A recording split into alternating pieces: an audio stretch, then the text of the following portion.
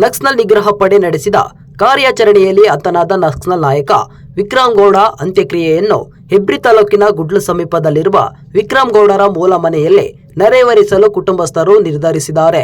ವಿಕ್ರಮ್ ಗೌಡ ತನ್ನ ಸುರೇಶ್ ಮತ್ತು ತಂಗಿ ಸುಗುಣ ಮಣಿಪಾಲದ ಆಸ್ಪತ್ರೆಗೆ ಭೇಟಿ ನೀಡಿದ್ರು.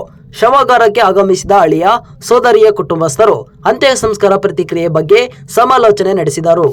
ಸೋಮವಾರ ರಾತ್ರಿ 12:15 ಗಂಟೆ ಸುಮಾರಿಗೆ ವಿಕ್ರಮ್ ಗೌಡ ಮತ್ತು ಇತರೆ ನಕ್ಸಲ್ ಗ್ರಾಮಕ್ಕೆ ದಿನಸಿ ತರಲು ಬಂದಿದ್ರು. ಆಗ ಎಎನ್ಎಫ್ ಪೊಲೀಸರು ನಡೆಸಿದ ಕಾರ್ಯಾಚರಣೆಯಲ್ಲಿ ವಿಕ್ರಮ್ ಗೌಡ ಹತನಾಗಿದ್ದ. ಈ ಕಾರ್ಯಾಚರಣೆ ಎಎನ್ಎಫ್ ತಂಡ ಮೊದಲೇ ಪ್ಲಾನ್ ಮಾಡಿಕೊಂಡಿತ್ತು ಎನ್ನಲಾಗಿದೆ. ಮನೆಯ ಆವರಣದಲ್ಲೇ ಅಂತ್ಯ ಸಂಸ್ಕಾರ.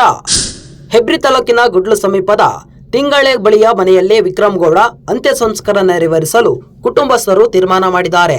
ಸದ್ಯ ಮೂಲ ಮನೆಯಲ್ಲಿ ಯಾರು ವಾಸವಿಲ್ಲ. ಮನೆಯನ್ನು ಕೆಡವಿ ಹೊಸ ಮನೆ ನಿರ್ಮಾಣ ಮಾಡಲಾಗುತ್ತಿದ್ದು, ಮನೆಯ ಆವರಣದಲ್ಲೇ ಅಂತ್ಯ ಸಂಸ್ಕಾರಕ್ಕೆ ಕುಟುಂಬಸ್ಥರು ನಿರ್ಧಾರ ಮಾಡಿದ್ದಾರೆ. ವಿಕ್ರಮ್ ಕುಟುಂಬಸ್ಥರು ಹೇಳಿದ್ದೇನು? ಗುಡ್ಲು ಪರಿಸರದಲ್ಲಿ ವಿಕ್ರಮ್ ಗೌಡಗೆ ಸೇರಿದ 1 ಎಕರೆ ಭೂಮಿ ಇದೆ.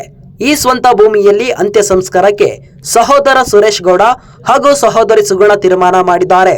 ನನ್ನ ಅಣ್ಣನನ್ನು ಅನಾಥ ಶವವಾಗಿ ಸುಡೋದು ಬೇಡ.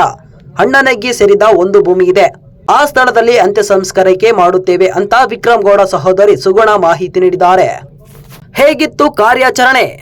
ಪಿತಪೈನ ತುತ್ತ ತುದಿಯಲ್ಲಿ 3 ಮನೆಗಳಿದ್ದು, ನಾರಾಯಣಗೌಡ, ಜಯಂತ್ ಗೌಡ ಮತ್ತು ಸುಧಾಕರ ಗೌಡ ಎಂಬುವರು ಈ ಮನೆಯಲ್ಲಿ ವಾಸವಿದ್ರು. ನವೆಂಬರ್ 11ರಂದು ಜಯಂತ್ ಗೌಡ ಮನೆಗೆ ಬಂದಿದ್ದ. ವಿಕ್ರಮ್ ಗೌಡ ರೇಷನ್ ಕೇಳಿದ್ದ. ಸೋಮವಾರ ಮತ್ತೆ ಬರುತ್ತೇವೆ, ರೇಷನ್ ತೆಗೆದಿರಿಸುವಂತೆ ಅವರಿಗೆ ಹೇಳಿದ್ದ ಎನ್ನಲಾಗಿದೆ. ಈ ಬಗ್ಗೆ ಎಎನ್ಎಫ್ ಪೊಲೀಸರು ಮೊದಲೇ ಮಾಹಿತಿ ಪಡೆದಿದ್ದಾರೆ. ಶರಣಾಗುವಂತೆ ತಿಳಿಸಿದ ಪೊಲೀಸರು. ವಿಕ್ರಮ್ ಗೌಡ ಮತ್ತೆ ಬರುವ ವಿಚಾರ ತಿಳಿದಿದ್ದ ಎಎನ್ಎಫ್ ಪೊಲೀಸರು ಮನೆಯವರನ್ನು ತೆರವು ಮಾಡಿ ಅವರು ಬರುವ ಮೊದಲೇ ಮನೆಯಲ್ಲಿ ಅವಿತು ಕುಳಿತಿದ್ರು. ರಾತ್ರಿ ವೇಳೆ ಮನೆ ಬಾಗಿಲಿಗೆ ವಿಕ್ರಮ್ ಗೌಡ ಏಕಾಏಕಿಯಾಗಿ ಬಂದಿದ್ದಾನೆ. ಆತನ ಜೊತೆಗಿದ್ದ 3 ಜನ ಸಹಚರರು ದೂರದಲ್ಲಿ ನಿಂತಿದ್ರು.